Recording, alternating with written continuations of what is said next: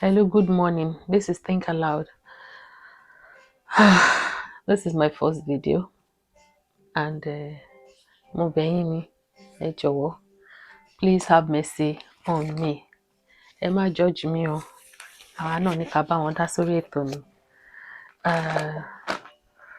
I'm a Yoruba lady based in the United Kingdom, and kí n kọ́kọ́ introduce ara mi. I'm somebody that enjoys crafting.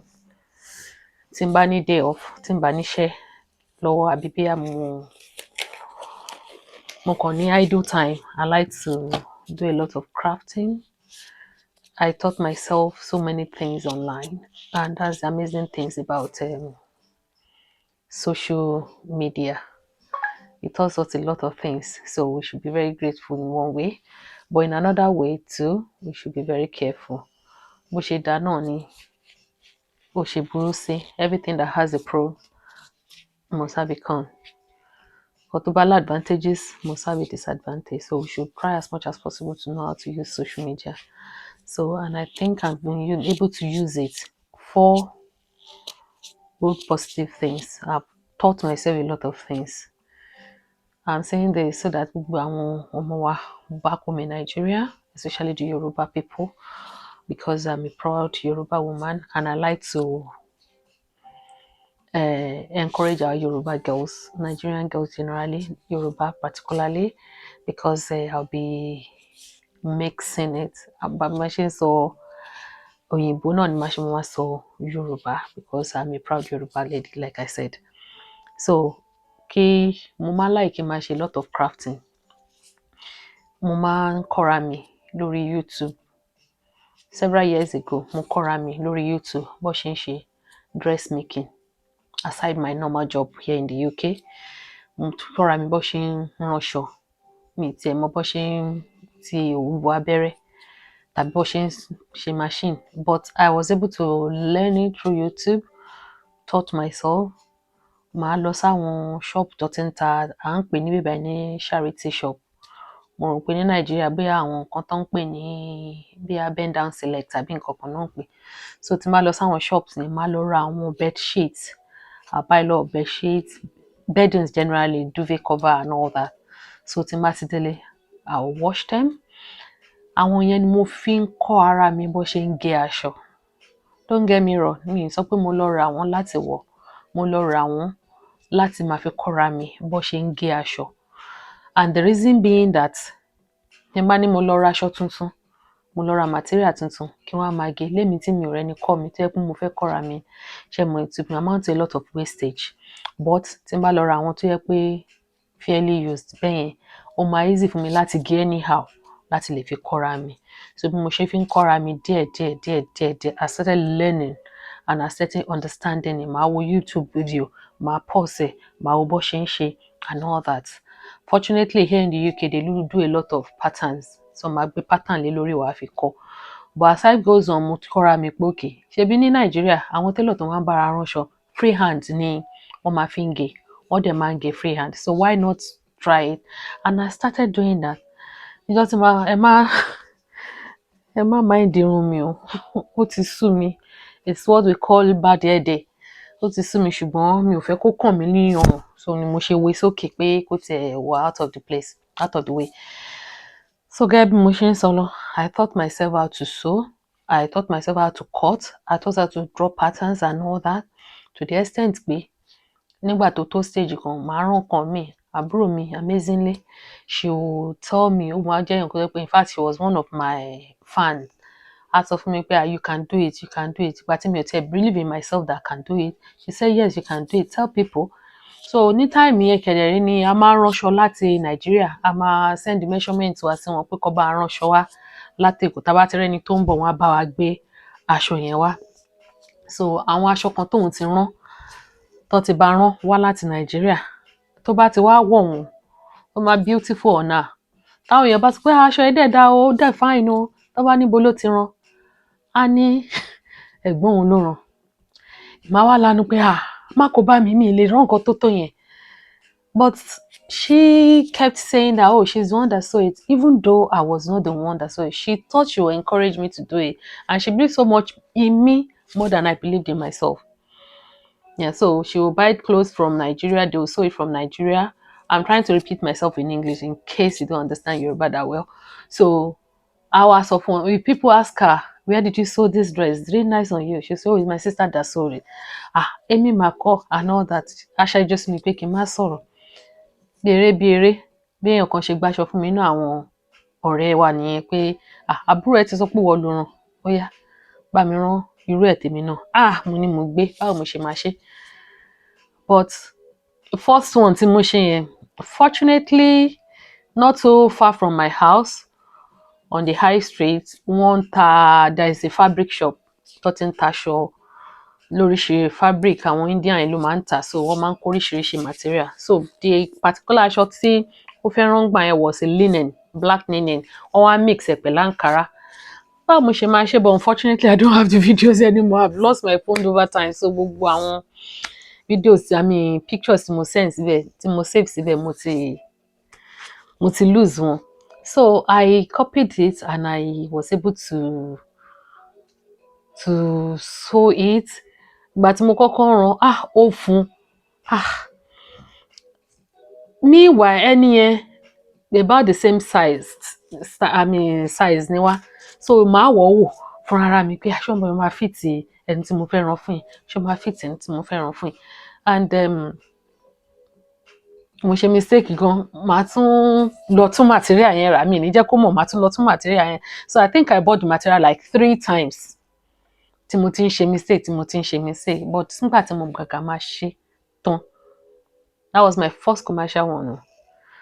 Nígbà tó wọ̀ lọ sí church wọn, níbi tó ti fi jọ ṣe ẹgbẹ́jọdá, wọ́n ṣe particular, I think bóyá ìkórè àbí nǹkan kan whatever, wọ́n ṣà ń ṣe nǹkan kan ní church wọn ní tí ẹ pé a lot of them ló mú aṣọ yẹn. Ẹni tí mò ń sọ kì í ṣe no Nigeria, Togolese ni, ó dẹ̀ ní very nice shape gan. So ìgbà tó máa fi wọ aṣọ yẹn débẹ̀ báyìí, gbogbo àwọn tí professional tailors tí wọ́n rán tiẹ̀ tó jẹ́ pé èmi amateur tí mo kọ́ra mi lórí YouTube, òun ló fine jù. Everybody was just going to her, who sold it. And I was able to attend the church service because they invite me for event here. Who sold it? Ó ní èmi ni mo rán. Inú àwọn èèyàn dùn gan, wọ́n ní jẹ́ ká gba phone number tailor ẹ̀, jẹ́ ká gba telephone. So they collected my number. Where's your business card? Wọ́n mọ̀ pé mo ṣẹ̀ṣẹ̀ bẹ̀rẹ̀ ni, because how beautiful the dress was. Wọ́n believe ẹni tó ti ń ṣe tipẹ́ ni, so they expected me to have a business card. So mo ṣáà fún wọn, mo ní ó ti sọnù ni, pé mo jí báàgì mi nínú mo ṣáà fi oríṣiríṣi rọ́ṣà. So mo ṣáà ń fi phone number mi ẹ̀ mú fún wọn lọ́wọ́. Bẹ́ẹ̀ lẹ̀rù ń bà mí pé o mọye number of time tó lọ tún material yìí rà kó tó di pé o rán. What I'm trying to say is, when we went for the event at our church, she wore the dress that I made, the first one I made ever, for someone that I would call a customer, even though I self-taught. And I was like, it was the most beautiful dress in that church because it was a uniform, actually a big kind of thing. It was the most beautiful. And everybody was just so much in love with it that they said, okay, can we have the number of your tailor, the dressmaker? And she said, oh, that's her there. She came to the event. Everybody just came to, where's your business card? Where's your business card? Unfortunately, I did not have a business card because I was not thinking that big. So I gave them my number, pretending that I lost the business card, the pouch where I kept them, that I lost it. So I gave them the number. So that was when people started calling me to make dresses for them. Ẹ̀rù bà mí o, mo ní pé báwo ni mo ṣe máa ṣe kíní báyìí? Ṣé èmi ṣá? Along the line, I lost my job. And I had to pay bills. So I was not so much in a hurry to look for another job. So I thought, okay, let me just do this dressmaking. It got to a stage that people knew me from wide and not Nigerians alone. In fact, our customers need our be South Africans, our Kenyans, our Zimbabweans, our Africans, our Eastern Africans, Southern Africans. Wọ́n pọ̀ gan. Àwọn Yorùbá ńkọ́, ó wá lọ bẹ́ẹ̀, mo á wò pé ṣé mi náà rè ṣá Ọlọ́run. So what I'm trying to say in essence is things that YouTube can teach you positively. Don't let us learn the negative aspect of uh, social media, the toxicity of it. Ẹ má bínú pé ó kọ mí lẹ́nu. It's so toxic that sometimes we bring in bad energy from it. But if you try to channel yourself towards it, aṣọ tí mo bẹ̀rẹ̀ sí ní rán yẹn time yẹn paid my bills for months. In fact, it got to a stage gan, àwọn customer tó bá mi wá, wọn ò tiẹ̀ ń dúró dè mí, bóyá mo wà nílé mi wọn. Meanwhile, there is something we call letterbox nínú àwọn doors wa ní UK, where they ó wà lára door yẹn ni, where they can slip in your letters, your little parcel síbẹ̀ for you to pick. So it got to a stage that some of my customers would not even wait for me whether I'm at home. They won't even ask. Bóyá wọ́n ti wá náṣọ yẹn nínú mọ́tò, wọ́n á sọ pé ìjọ́ táwọn bá gba ọ̀dọ̀ mi kọjá, àwọn á gbé fún mi.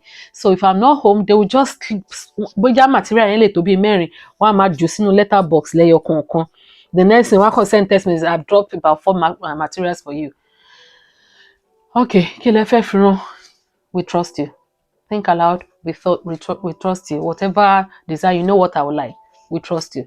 Mo wá wò pé ṣé mi náà mo wá dẹni tí ẹ pé people trust with their clothes, with their desire, without telling me what they want. So, kí ni mo fẹ́ fàyọ? YouTube taught me to do that to the extent that I could feed myself, I could feed my child, I could pay my bills. Yeah, so let's learn good things from social media. Another thing I thought, kì í ṣe òun nìkan ni mo tọ́, because anything tó bá ti jẹ́ craft, I'm into it. Art, craft, anything like that, I'm into it. Kan tó bá ṣáà ti jẹ́ pé tí mo lè fọwọ́ mi ṣe, woodworking, all that. So I do fabric making, gbogbo àwọn kan tó fi ń ṣe decoration lé àwọn email, àwọn wall decor, oríṣiríṣi bẹ́ẹ̀, pottery, I do it, flower vases, I do it from scratch, from clay, from a lot of other art. So I do a lot of all those things that I just learn. If it is art, I'm just curious. My mind wants to, I want to know how to do it. So I could call myself jack of all trades. You understand? Well, I'm not master of none. I'm master of many, but we're still learning. So now I do jewelries, resin jewelries, polymer clay jewelries, and all that.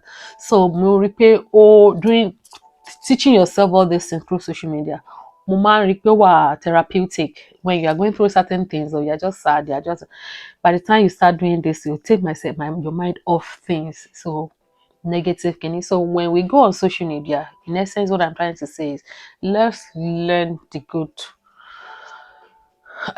aspect of social media, not only the negativity of it. Nìkan ló máa jẹ́ pé nǹkan tá máa learn.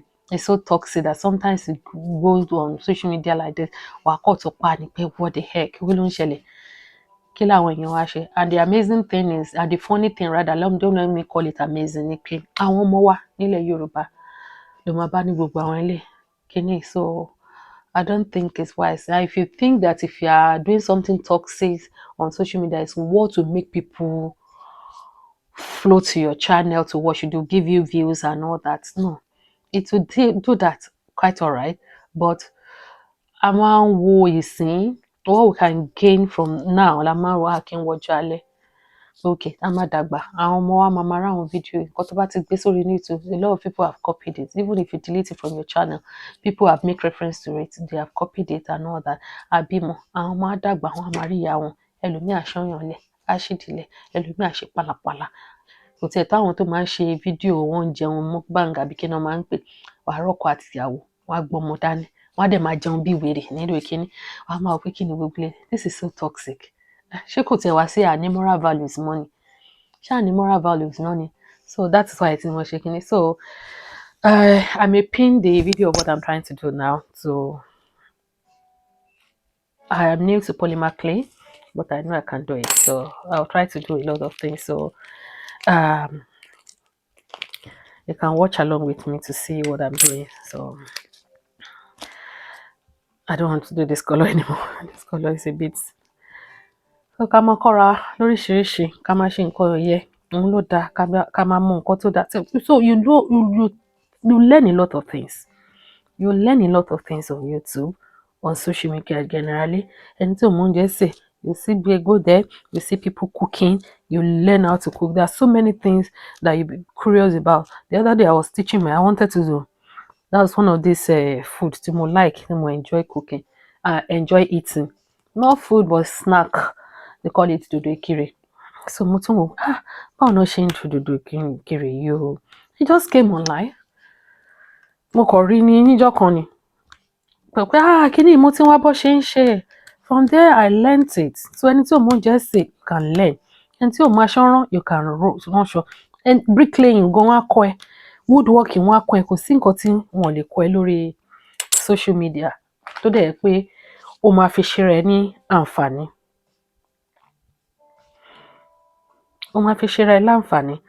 So ẹ jẹ́ kí a kọ́ra wa ní nǹkan tó dáa. Ẹ má jẹ́ ká emulate nǹkan burúkú. Nǹkan tó dáa yẹn náà ni kẹ́ jẹ́ ká máa kọ́ra wa lórí social media. So that is it. Thank you. This is my first video, like I said. I am not doing it because sometimes you have a lot of things, because that's why it's a channel making Tnk-Aloud. You have a lot of things in your head that but sometimes if you say it out, your voice, just say it out. And nobody that's why why not record yourself saying it and post it on champagne for one or two people. So I'm just telling the story of myself, how I learned a lot of things. I learned a lot of things through social media. I did not learn the bad side of it. I learned the good side of it. So àwọn ọmọ wa náà, àwọn tó bá tiẹ̀ tí wá dàgbà yín ló máa fọ́n nísìnyí. Àwọn tó jẹ́ people that's over 40, over 50, middle-aged people, táwọn náà bá ń ṣe pálapàla lórí internet, ó máa fọ́n nísìnyí ni gan. Pé báwo lẹ ṣe ń ṣe báyìí láì ṣọmọdé. Ẹ jọ̀ọ́ nítorí Ọlọ́run, ẹ̀yin àgbàlagbà, ẹ jẹ́ ká mọ nǹkan tá à ń ṣe. Ẹ̀kọ́ là ń fi sílẹ̀ fáwọn ọmọ wa. Nǹkan táwọn ọmọ kékeré bá rí wa náà máa emulate. So nígbà tẹ́ bá gbé àgbàlagbà tó lọ social media, tó pé bó ṣe ń jójó ṣèdí bọ̀lọ̀bọ̀lọ̀ ṣèdí bàlàbàlà, that's what you could go on social media to learn. Is that not toxic? You see àwọn ọmọ kéékèèké tẹ́ pé they are doing amazing things on social media. It doesn't have to be skits. There's something very amazing tó ń ṣe tó ń learn on social media. So they are making money through it.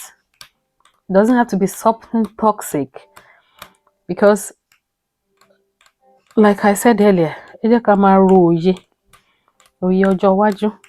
What's going to happen in the future? What will our children see us do? So ẹ jẹ́ ká wo nǹkan táwọn ọmọ wa máa kọ́. Ẹlòmíì àwọ̀ pátá nìkan. Mo video of a couple. I think they are Igbo, and that's not me dixing Igbos. But if they were Yoruba, I'll say they are Yoruba. So definitely I'll say a preference of Yoruba people doing rubbish that I'll say. But the one that came to mind at this moment is just this Igbo couple. Jẹ́ pé wọ́n lè wọ pátá nìkan. Ọkọ àti ìyàwó ni wọ́n lè wọ pátá nìkan. Ìgbà míì wọ́n á di pampers fúnra wọn.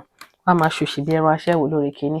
Wọ́n á máa ṣe kíní. Ìgbà míì ìyàwó ni wọ́n bra kọ́ blouse. A máa jó ọyàn, a máa gbé sókè báyìí. A máa ṣe ọkọ ẹ̀ náà máa fídíò ẹ̀. Bọ́yàn ẹ̀ ṣe ọyàn tó ti di slippers ẹ̀, a máa ṣe sókè báyìí. A máa ṣe ọmọ kéékèèké dẹ̀ làwọn ọmọ àwọn èèyàn wà background. These children don't understand what you're doing now, but they are seeing you. Bíbélì sọ wípé I'm not preaching Christianity or Islam or religion, no. But reference mo lè fún nìyẹn. Wọ́n sọ pé bọ́mọkùnrin bó ṣe ń wọ ọwọ́ bàbá ẹ̀, bọ́mọbìnrin bó ṣe ń wọ ọwọ́ ìyá ẹ̀, òun lèmi ṣe ń wọ ọwọ́ Jésù. That's what the Bible says. So màmá wa kan náà dẹ̀ ti kọ́ ńgbà tá kéré, wọ́n ní bọ́mọkùnrin ti ń wọ ọwọ́ bàbá rẹ̀, ọmọbìnrin ti ń wọ ọwọ́ ìyá rẹ̀, èmi ò wo Jésù títí ó fi dá mi lọ́lá. So kí ni mò ń sọ in essence? Àwọn ọmọ yìí wọ́n ń wo ọwọ́ wa, wọ́n ń wo nǹkan tá à ń ṣe. They are seeing it. So àwa yìí náà la máa dẹ̀ mú generation tá à ń introduce sílé ayé. Imagine bí generation yẹn ṣe máa rí. Nǹkan tá à ń kọ́ wọn.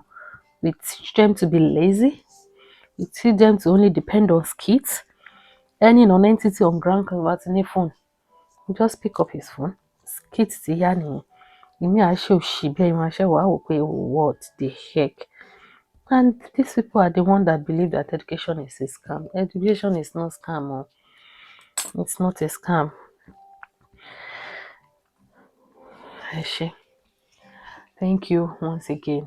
What would do? Have another channel where I will showcase what I'm doing. You can see me bending down to do certain things. Now, just is me doing my polymer clay, and I'm sure you'll see it. I'll try to edit it, but I think I'll figure it out so that you'll be able to see what I'm able to do on my next one. So please, if I want you to encourage me and subscribe to my channel and help me to share it to your loved ones, and I'm sure that along the line what I'll be doing will be coming to mind. But I want to do a lot of crafting. I do that because woman take mind me often, like I said. So thank you so much, and join me in the next one. Thank you.